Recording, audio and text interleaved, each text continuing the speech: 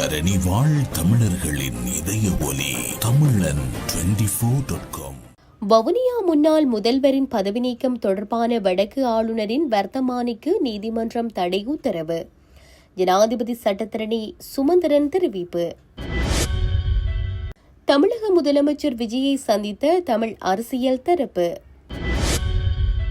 யாழ் மயிலட்டி மற்றும் பலாலி பகுதியில் அறவழி போராட்டம். முன்னாள் கடற்படை தளபதி வசந்த கருணாகுடவிற்கு பிணை. ஜோசித ராஜபக்ஷவின் ரெட் மனு நீதிமன்றம் பிறப்பித்த உத்தரவு. சுவிட்சர்லாந்து வீதிக்கு 4 தமிழ் அகதிகளின் பெயர். புலம்பெயர் தமிழர்கள் மகிழ்ச்சி. சுவிஸ் ஆஃப்ரிங்கன் நகரத்தில் குறைந்த விலையில் சிறந்த தரத்தில் உங்கள் வீட்டு தேவைகளுக்கான யாவும் ஒரே இடத்தில். Little Asia. இங்கே தாயகத்தில் இருந்து தரமான மரக்கறி, ஃப்ரெஷ்ஷான இறைச்சி, சுவையான மீன் வகைகள் மற்றும் ஆசியா, ஆப்பிரிக்கா, தாய்லாந்தில் இருந்து இறக்குமதி செய்யப்பட்ட பலசரக்கு பொருட்கள் அனைத்தும் ஒரே கூரையின் கீழ். உங்கள் ஷாப்பிங்கை இனிமையாக்க 200க்கும் மேற்பட்ட கார் பார்க்கிங் வசதி. மேலும் ஹைவேயில் இருந்து வரும் 700 மீட்டர் தூரத்தில் மிக பிரம்மாண்டமான லிட்டில் ஏசியா எக்ஸோட்டிக் ஃபுட். இன்னும் என்ன யோசிக்கிறீங்க? இப்பவே வாங்க, கையோட அள்ளிட்டு போங்க. Little Asia exotic food, park வெக் 2, 4665 ஆஃப்ட்ரிங்கன். தொடர்புகளுக்கு 0627 981111. தொடர்பென விரிவான செய்திகள். வவுனியா மாநகர முன்னாள் முதல்வர் காண்டீபனை பதவி நீக்கி ஆளுநர் வெளியிட்ட வர்த்தமானிக்கு வவுனியா மேல் நீதிமன்றம் எதிர்வரும் ஜூலை 15 வரை இடைக்கால தடை விதித்துள்ளதாக ஜனாதிபதி சட்டத்தரணி எம்.ஏ. சுமந்திரன் தெரிவித்துள்ளார். ஆளுநரின் முடிவினை சவாலுக்குட்படுத்தி மனுதாரரான முன்னாள் முதல்வர் காண்டீபன் தொடுத்த வழக்கு இன்று வவுனியா மேல் நீதிமன்றத்தில் விசாரணைக்கு எடுத்துக் கொள்ளப்பட்டது. இதன்போது அவர் சார்பில் ஜனாதிபதி சட்டத்தரணி சுமந்திரன், சட்டத்தரணி கேசவன் சைந்தன், சட்டத்தரணி தியாபரன் ஆகியோர் ஆஜராகியிருந்தமை குறிப்பிடத்தக்கது.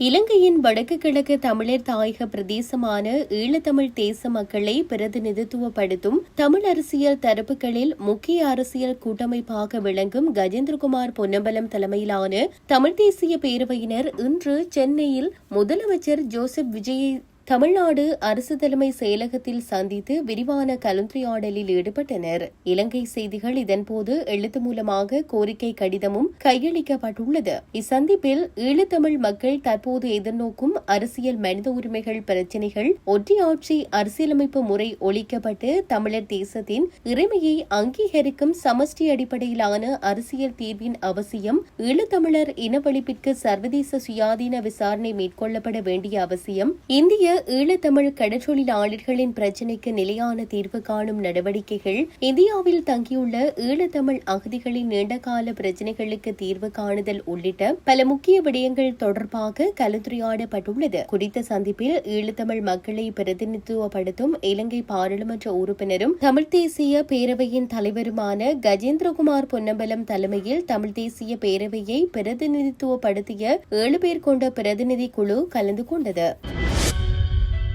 யாழ்ப்பாணம் வலிவடக்கு மயிலட்டி சந்திக்கும் ஹொமாண்டோஸ் பங்களாவிற்கு முன்பாக இன்று காலை 9 மணியளவில் போராட்டம் ஆரம்பமானது. 11வது வாரமாக மயிலட்டி பகுதியில் உள்ள தனியார் காணிகள் மற்றும் 21 இந்து கிறிஸ்தவ தேவாலயங்கள், விவசாய நிலங்களில் ராணுவ குடியேற்றம் மட்டுமன்றி ராணுவம் விவசாயம் செய்கின்றார்கள், தமது வழிபாட்டு தலங்களில் வழிபடுவதற்கான அனுமதிகளை வழங்க கோரி மக்கள் தொடர் போராட்டத்தில் ஈடுபட்டு வருகின்றனர். கடந்த மாதம் 15ஆம் தேதி யாழ் மாவட்ட செயலகம் முன்பாக மாபெரும் கவனஈர்ப்பு ஆர்ப்பாட்டம் மேற்கொள்ளப்பட்ட பின்னரும் இதுவரை அரசு தரப்பில் இருந்து தமது காணிகளை விடுவிப்பதற்கான எந்த நடவடிக்கையும் மேற்கொள்ளவில்லை என்று குற்றம் சாட்டியுள்ளனர். கடந்த 36 வருடங்களுக்கு மேலாக சொந்த நிலங்களில் வாழும் உரிமையை இழந்துள்ள போதிலும் ராணுவத்தினர் செபஸ்தியார் கோவில் மற்றும் காணிக்கை மாதா கோவில்களுக்கு மக்கள் சென்று வழிபட அனுமதிக்காமைக்கான காரணம் என்ன என்றும் கேள்வி எழுப்பியுள்ளனர். அனுர அரசாங்கம் மக்களின் காணிகள் மக்களுக்கே என்று கூறி ஆட்சிக்கு வந்த போதிலும் இதுவரை மக்களின் காணிகளை ஏன் விடுவிக்கவில்லை என்றும் கேள்வி எழுப்பியுள்ளனர். மயிலட்டி மக்களின் காணிகளை விடுவிக்க கோரிக்கை விடுத்துள்ளதுடன் விடுவிக்க தவறினால் போராட்டத்தை பாரியளவில் முன்னெடுக்க உள்ளதாகவும் தெரிவித்தனர். நிரந்தரமாக போராட்டத்தில் ஈடுபட உள்ளதாக போராட்டக்காரர்கள் தெரிவித்துள்ளமை குறிப்பிடத்தக்கது.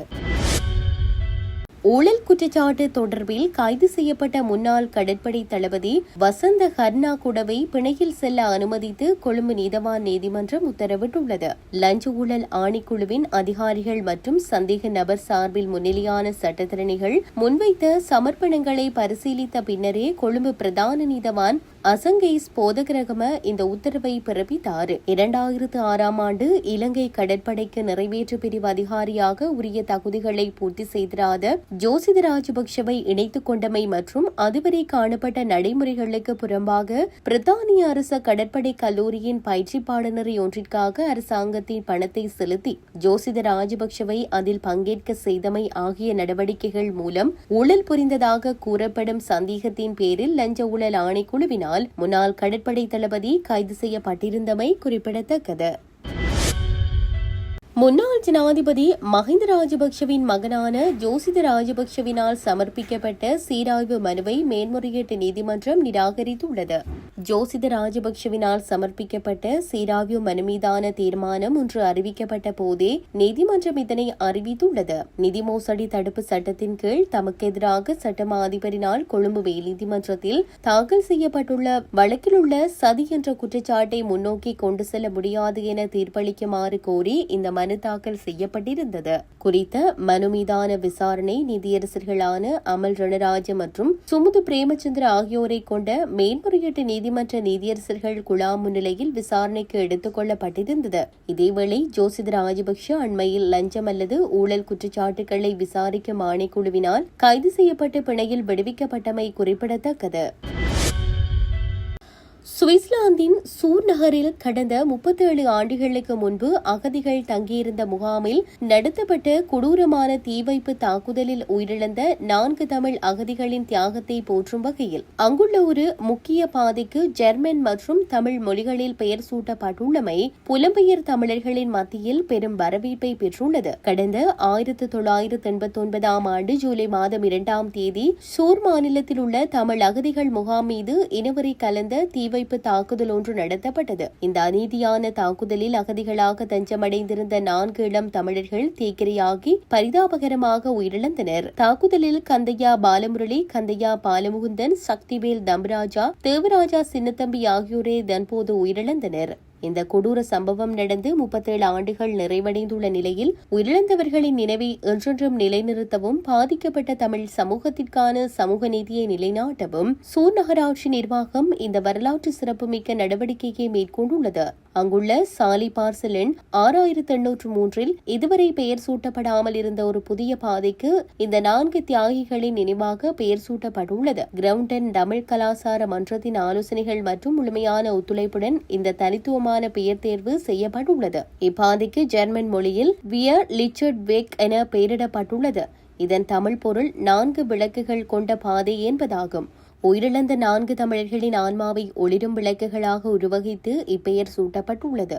இந்நிலையில் புலம்பெயர் தேசத்தில் தமிழர்களின் இழப்புகளுக்கும் தியாகங்களுக்கும் மதிப்பளித்து அந்நாட்டு அரசாங்கமே வீதிக்கு தமிழ் பெயர் சூட்டியுள்ள இந்த நிகழ்வு சுவிஸ் வாழ் தமிழ் மக்கள் மத்தியில் நெகிழ்ச்சியையும் உலக தமிழர்களிடையே பெரும் வரவேற்பையும் பெற்றுள்ளது.